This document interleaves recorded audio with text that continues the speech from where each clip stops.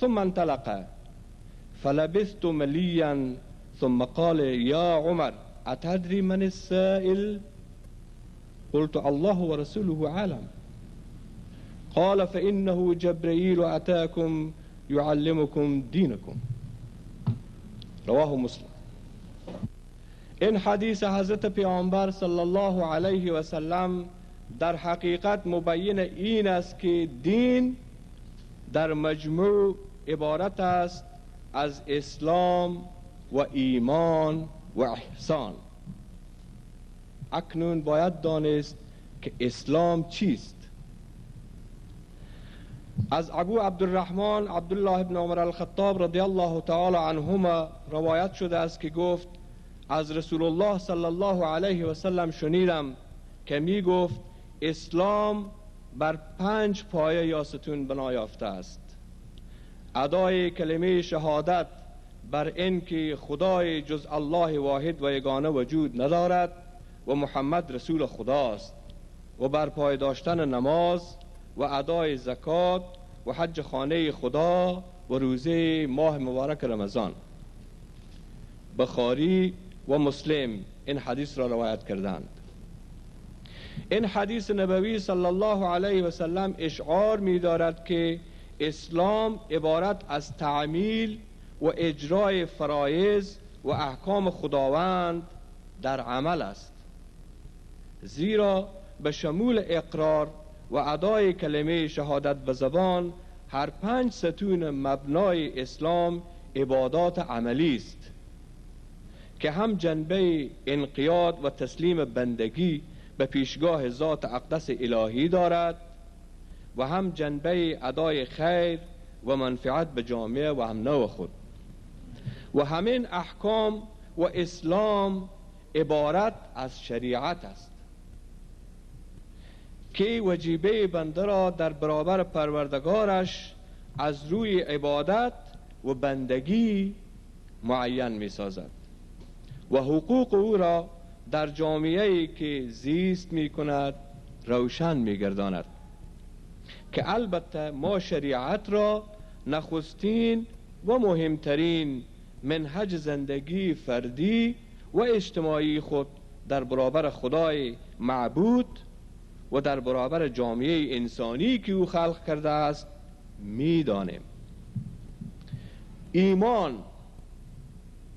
ایمان عبارت از عشق و خلوص و محبت و تصدیق و تسلیم قلبی و باطنی به معبود یکتا و بی همتاست که وقتی بر اساس حکم شریعت مأمور گردیدیم پیشانیه عبودیت را به حضور او و آستان جلال و کبریاییش بگذاریم و بگوییم سبحان ربی الاعلی، به قلب و باطن، به روح و لطایف درونی و عشق و جذبه و محبت کاملا بر گفته خود مطمئن و متیقن و پایبند باشیم. ذاتی که او را می پرستیم و سر عبودیت بر درگاه او می گذاریم خدا و خالق و معبود و محبوب ماست. همه صفات جلاله و قدرت کبریایی او را می سزد که واجد آن همه صفات کمال است و مقدس و منزه از هر عیب و نقص و نیاز، و این حالت سر و پوشیده و مکنون در اعماق قلب و روح بنده که جز خداوند لایزال و خود بنده دیگری نمیتواند بر آن اسرار و کیفیت و رموز درونی آگاه باشد و یا آن را به چشم مشاهده نماید، و اگر هم آن را اظهار بدارد درستی یا نادرستی اظهارش را فقط خدا میداند که عالم بر باطن و حاکم بر قلب و روح بنده خود است. و این همان حالت و کیفیت است که طبقه صوفیه و اهل سلوک و معرفت از آن به تصوف و طریقت تعبیر می نماید، که در حقیقت مفهوم ایمان جوهر شریعت و بیان کیفیت طریقت و تصوف می باشد. اگر اسلام یا عبادت که شریعت است با ایمان یا خلوص و تسلیم و عشق و محبت به معبود و در راهی که معبود فرموده انجام می گردد که همان طریقت می باشد، عرفان و معرفت و فیض و وصال به حقیقت حاصل می آید که مفهوم و افاده احسان است. پس در واقعیت امر اسلام و ایمان و احسان پیوست و توأم با یکدیگر دین کامل و بندگی کامل را تمثیل می نمایند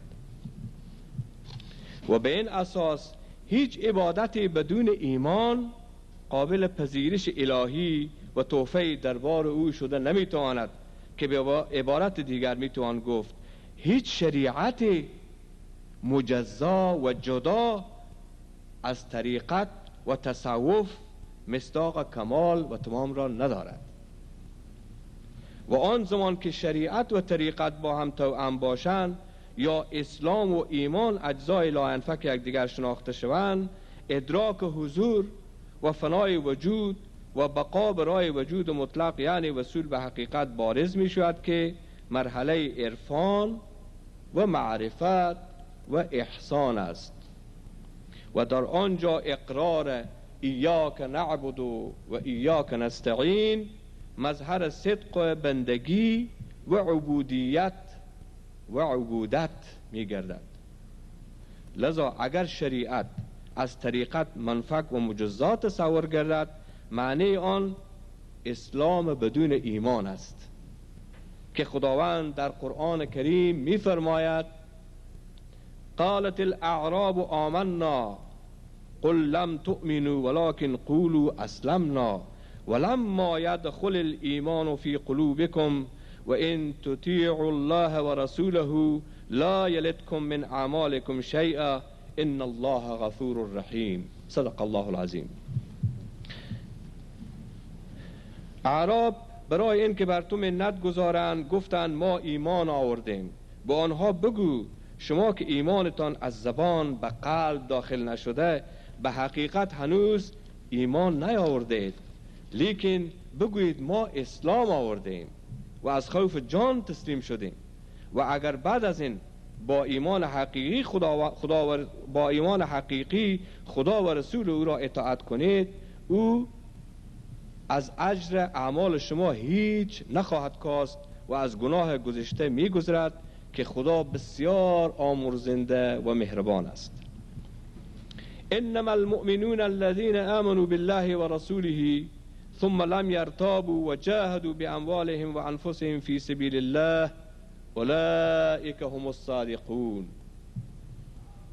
جز این نیست که مؤمنان واقعی آن کسانند که به خدا و رسول از روی صدق ایمان آوردند و بعداً هیچگاه شک و تردیدی در دلهایشان راه نیافته و در راه خدا به مال و جان خود جهاد کردند.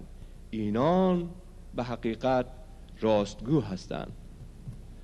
یمنون علیک ان اسلموا قل لا تمنوا علی اسلامکم بل الله یمن علیکم ان هداکم للایمان ان کنتم صادقین. آنها به تو بر مسلمان شدن خود منت میگذارند. بگو شما به اسلام